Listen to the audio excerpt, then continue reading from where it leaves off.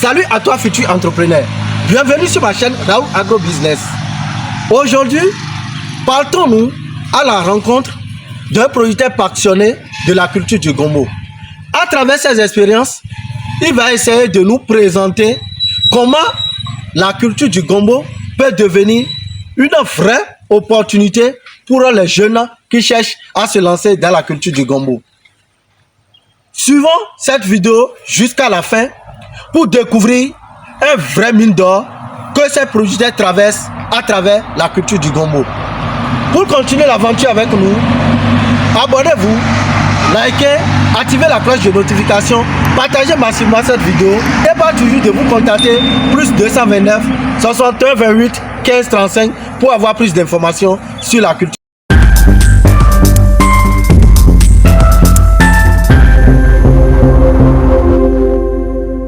Bonjour monsieur. Oui, bonjour monsieur, comment vous allez? Je vais bien. Est-ce que c'est possible, on peut connaître votre nom? Oui, c'est possible. Moi, on m'appelle Norbert Bossou. Je suis le technicien de cette ferme. Cette ferme, c'est du nom Cam Complexe d'Agriculture Modèle. C'est moi qui gère la ferme, donc je suis le technicien principal de cette ferme. Ok, monsieur Norbert. Aujourd'hui, nous sommes dans votre champ de gombo.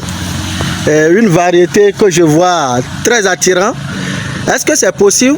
Vous pouvez essayer de partager un peu vos expériences pour la réussite de la culture du gombo avec nous? Oui, c'est vraiment possible. Quelles sont les techniques que vous utilisez pour avoir de meilleurs rendements comme ça pour la culture du gombo? D'abord, pour réussir la culture du gombo, il faut avoir un meilleur terrain, tel que vous voyez. Un terrain qui est vraiment plat. Après, avant de le faire, il faut passer au labour, préparer bien le terrain, préparer ton site de production de gombo.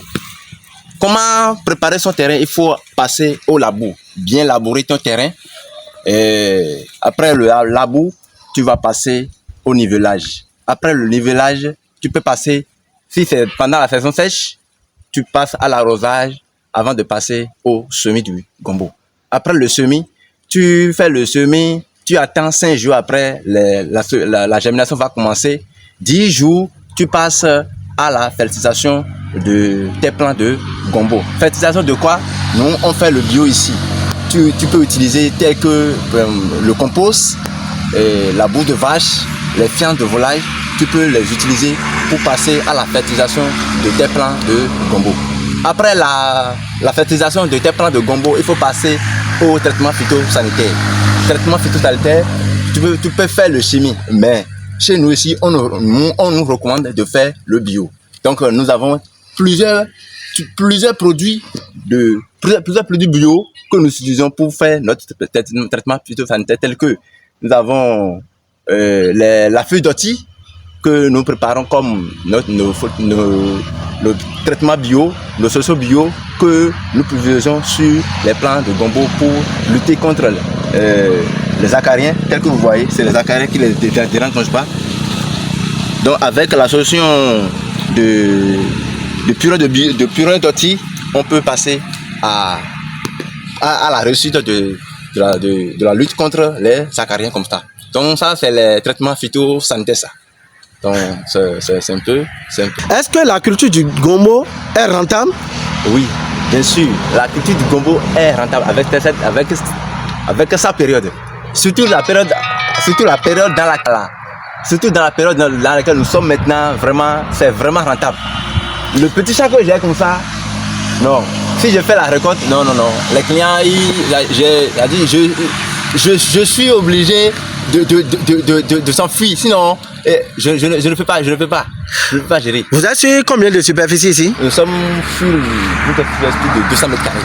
Une superficie de 200 mètres carrés. De la production de gombo. Votre première récolte a commencé combien de jours après le repiquage? Notre première récolte a commencé 1 mois après le semis. 1 mois après le semis? 1 mois après le semis. C'est très très rentable. Là, ça c'est le champ que vous voyez déjà, que le producteur même vient déjà de nous faire un petit témoignage que sa première récolte a commencé déjà 1 mois après le semis. Donc si je comprends bien, c'est une variété de cycle court que vous-même vous voyez déjà. Monsieur Norbert, Oui.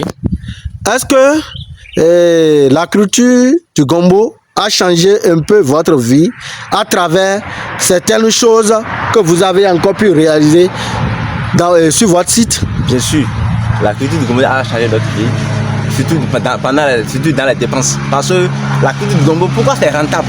Si vous faites la culture du gombo, la récolte se fait chaque 3 jours. La récolte se fait chaque 3 jours. À chaque 3 jours, vous faites ça. Ici, sur la superficie, là, je trouve au moins 4 paniers de 3000. 4 paniers de 3000 chaque 3 jours. Oui, ça fait 12 000 chaque 3 jours. Chaque 3, vous faites un chiffre d'affaires de 12 000 francs. 12 000 francs. Et la récolte peut durer pendant combien de temps? La récolte peut durer pendant 2 mois. La récolte peut durer pendant 2 mois. Oui. Ça, c'est un vrai mine d'or. C'est ça. Quels sont les conseils que vous souhaiterez partager avec les jeunes qui cherchent à se lancer dans la culture du gombo? Ce que moi je vais leur donner comme conseil, d'abord il faut qu'ils cherchent un bon site. Un bon site près d'un courant d'eau. S'ils ne sont pas près d'un courant d'eau, ils vont calculer la saison pour commencer la culture de gombo. Mais ce que moi je